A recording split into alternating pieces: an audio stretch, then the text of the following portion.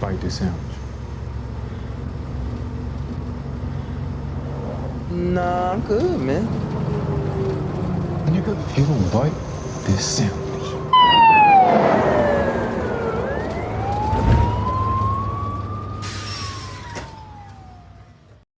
You know that feeling?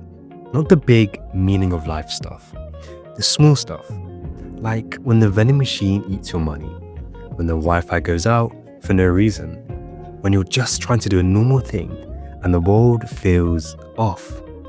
Atlanta is a show about that feeling, that low-grade, daily, unusual feeling. It's not about zombies or superheroes. It's about trying to order takeout and the menu is in a language you don't know. It's about going to a job interview and they ask you to dance. The world in this show isn't broken. It's just badly translated. Most TV shows make sense. Person has a problem. They try to fix it.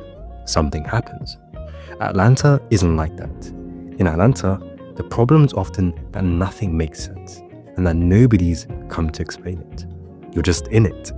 Like when you wake up from a weird dream and for a few seconds, your bedroom feels foreign. Of course, the characters don't freak out about this stuff. That's what's genius. They just deal with it. They sigh, they roll their eyes, they mutter, okay then, and keep going. Because what's the alternative? You still gotta pay rent. You still gotta eat. The show says weirdness isn't special. It's normal. It's the background radiation of modern life. And we're all just learning to live with it. Here's the thing, Atlanta uses weirdness to tell the truth. Think about it. How do you explain what it feels like to be judged for your own skin color? You could give a speech. Or you could show a black man turning into a white man, and suddenly everyone treating him better. The show understands that real life doesn't follow a script. Bad people win. Good ideas fail. The system isn't fair. It's just random. And the only way to show that randomness, honestly, is to get a little weird. When Paperboy becomes famous, he doesn't get happiness. He gets more problems, just fancier ones. When Earn tries to do the right thing, it usually backfires. Not because he's bad, but because the rules keep changing. It's not surrealism, it's realism, but without the lies we tell ourselves to make reality feel tidy. Underneath all the social satire, underneath the brilliant, weird spectacle, Atlanta's about something very simple. How to be a person when the world keeps asking you to be a symbol. This isn't high philosophy. This is street-level existentialism.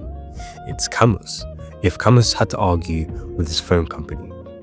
It's the question of what do you do when you realize the game is rigged and the only prize for winning is you get to keep playing. The characters here are all modern citizens, but their task isn't punishment, it's the hustle, the eternal, absurd labor of building a stable life in a world where the foundation is made of sand, of trying to find something real in a marketplace that sells authenticity by the pound. Earn isn't trying to win, he's trying to impose order on chaos, one spreadsheet at a time.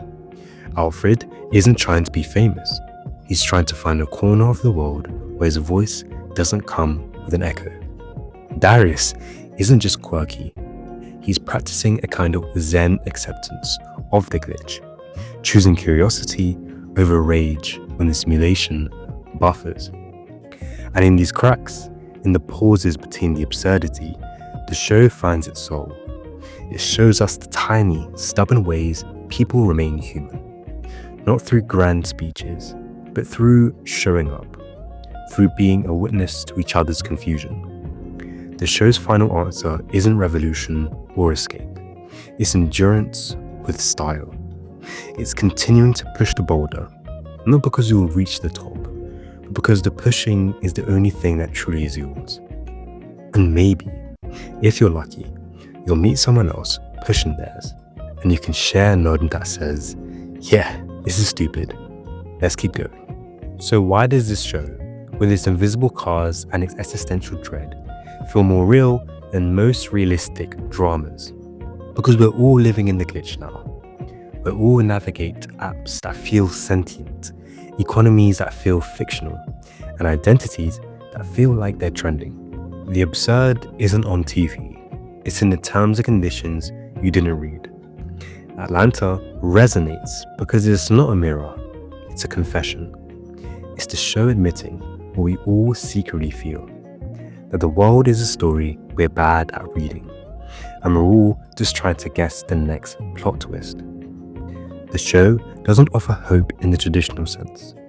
It offers something better, recognition. It sees the madness and says, I know it's crazy. And in that shared glance with the screen, there's a connection, a fragile, real connection.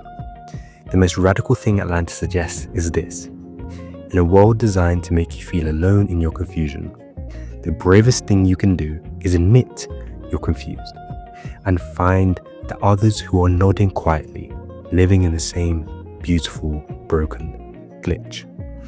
The system might be broken, but your attention isn't. Where you look is what's real. So what's the point? Atlanta doesn't give a pep talk. It doesn't say, keep fighting the good fight. It presents the cycle with a clear-eyed honesty. The point isn't to win the game. The point is to decide every day that the game isn't all that is. The point is in the coffee you made just how you like it. In the song you played too loud. In the text you sent to a friend that said, you good? In the decision to care about something, a person, an art, an idea, even though the world is constantly trying to commodify or crush it. You live here by finding the things worth watering, even in bad light. You protect your little patch of real in the middle of the noise. You show up for the people who show up for you, and you try, in your own messed up way, to be a person. Not a brand, not a symptom, not a glitch in their system. A person. And in that daily, difficult, utterly ordinary practice, Atlanta suggests might be the only real meaning there is.